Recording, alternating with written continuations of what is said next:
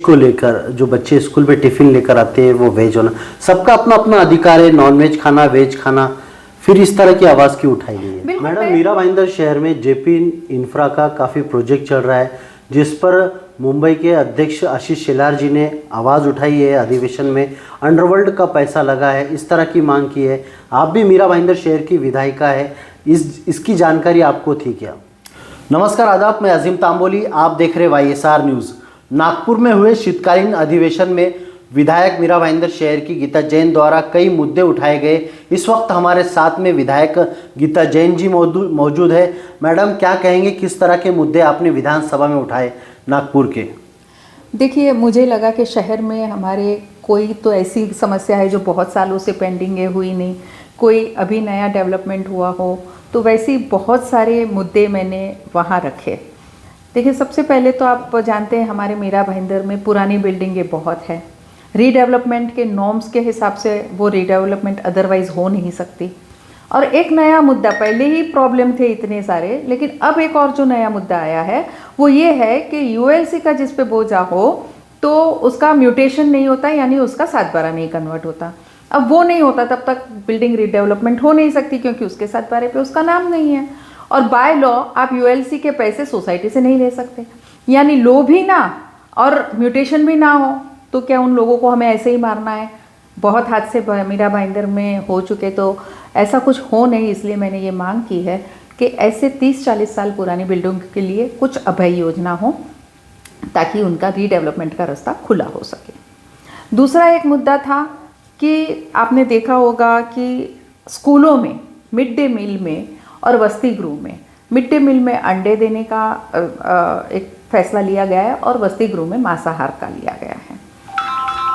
आप देखेंगे तो स्कूल में बच्चों का ये रहता है कि हम सब साथ में बैठ के खाते हैं, और मेरे हिसाब से ये स्कूल की बेसिक जो इतनी अच्छी चीज़ें हैं कि सर्वधर्म समभाव सिखाते हैं।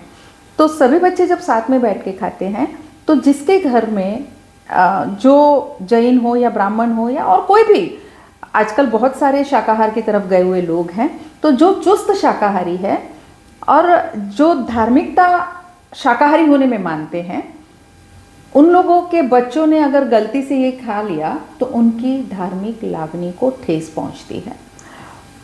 तो मैंने ये सजेशन दिया कि अपने अपने घरों में जो खाते हैं, हमारा उससे कोई विरोध नहीं है, वो अपनी अपनी आदतें हैं, लेकिन स्कूल में ये इसलिए ना किया जाए कि पहली दूसरी के बच्चों को डिफ्रेंशिएशन नहीं मालूम पड़ता है, तो शायद गलती से वो खा सकते हैं।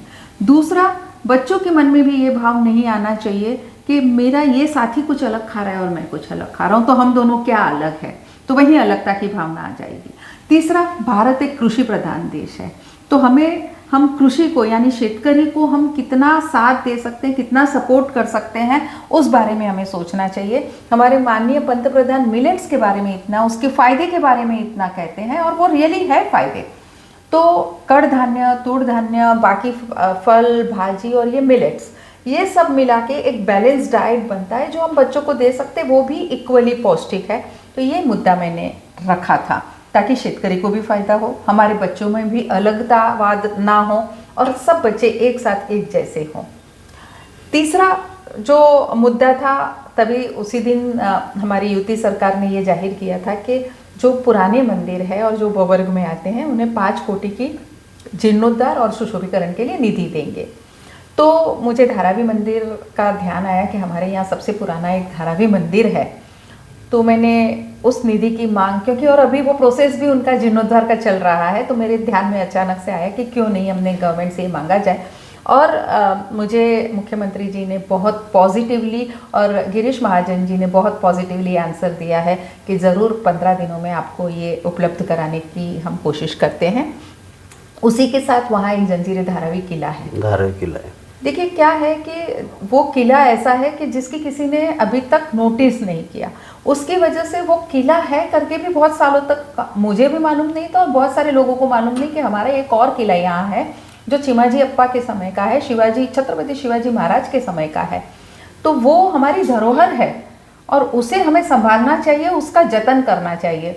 तो उसके लिए कांदलवन, CRZ ऐसे कुछ मुद्दे जो अटक रहे हैं वो मुद्दे जल्द से जल्द क्लियर हो और उसके लिए जो निधि हमें चाहिए वो उपलब्ध हो, उस बात की मांग की।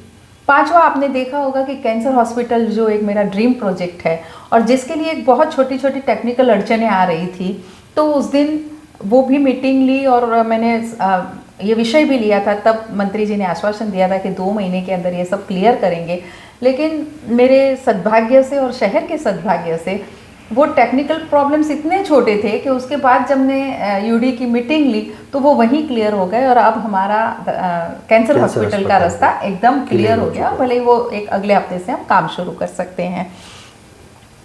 एक टॉल का विषय है जो विरोधी भी मुझे बार बार बोलते हैं आप वो हटा नहीं पाए। MOU में देखा, MOU में बिल्कुल नो बायबैक पॉलिसी है, कहीं सरकार के भी हाथ बंधे हुए हैं, लेकिन एक जो मुद्दा था उन्होंने ये कहा था कि हम ये टॉल इसलिए लेते हैं कि जो 55 ब्रिजेस यहाँ बने हैं उसके रख रखाव के लिए चाहिए। तब मेरे मन में ये मुद्दा आया कि ब्रिज तो बॉम्बे वाले लोग भी वापर रहे हैं, लेकिन टॉल सिर्फ बॉम्बे के बाहर MMR रीजन्स के लोग भर रहे हैं। चाहे वो मुलुंड का टॉल हो तो थाना वाले वगैरह भर रहे हैं, यहाँ का टॉल हो तो मीरा भाईंदर, वसई विरार का वो लोग भर रहे हैं। तो जो एक्चुअली मैक्सिमम ब्रिजेस वापरते हैं, फॉर एग्जांपल बोरीवली से एक बंदा अगर दक्षिण मुंबई की तरफ जाता है तो वो ऑलमोस्ट सभी ब्रिज वापरते हुए जाता है, और मीरा भाईंदर का एक बंदा अगर दहीसर तक जाता है तो एक भी ब्रिज नहीं वापरता है, फिर भी उसे टॉल भरना है, और मुंबई वाला जो ब्रिज वापर रहा है उसे टॉल नहीं वापर रहा है। तो ये न्याय नहीं है। तो मैंने ये समभाव या न्याय रखने की बात कही कि हमने तो इतने साल टॉल भर दिया, अब कुछ ऐसा रास्ता हो कि या तो आप टॉल हटाइए या सब पे ला दिए। ब्रिज तो वो भी वापर रहे हैं, हम अकेले क्यों भरे। तो उसके बारे में जनवरी फर्स्ट वीक में मीटिंग करके कुछ निर्णय लेने की बात हमारे मुख्यमंत्री जी ने की है। मैं वहाँ थी तब एक बहुत अच्छी चीज़ जो मीरा भाईंदर में हुई, तो मुझे लगा कि मेरी मेहनत सफल हुई, वो ये कि पहले 5 मोतीबिंदु के मुफ्त ऑपरेशन हमारे पंडित भीमसेन जोशी हॉस्पिटल यानी कि टेम्बा हॉस्पिटल में हुए। आपने ही वो बहुत सुंदर खबर चलाई थी, तो मुझे बड़ा अच्छा लगा कि मेरी इतनी मेहनत, इतने फॉलोअप के बाद मैं धन्यवाद दूंगी ओम प्रकाश भैया का भी। उन्होंने मेरा पूरा साथ दिया ये फॉलोअप करने के लिए। उन्होंने एक मन बना लिया था कि ये चालू करवाएंगे, और हम दोनों ने मिलके जब पहले 5 ऑपरेशन हुए होंगे, आप सोचिए हमें कितनी खुशी हुई होगी। आपकी न्यूज़ मैंने वहाँ देखी तो मुझे डबल खुशी हुई कि चलिए हमारे जोशी हॉस्पिटल में ये एक सुविधा चालू हो गई। मैं लोगों से कहना चाहूँगी कि आप भी इस सुविधा का फ़ायदा लें, और जिसको भी, क्योंकि आधुनिक मशीन लगाई गई है, आपने देखा होगा कि अत्याधुनिक मशीन लगाई गई है। सिर्फ 1 महीने का वो जो प्रोसेस क्लीनिंग का और सर्टिफिकेशन का बाकी था, मैं ओपनिंग करके गई थी, पर वो 1 महीने के प्रोसेस के बाद से जब कल पहले 5 ऑपरेशन हुए तो मुझे बड़ा अच्छा लगा। तो ये सब मुद्दे मैंने वहाँ रखे थे।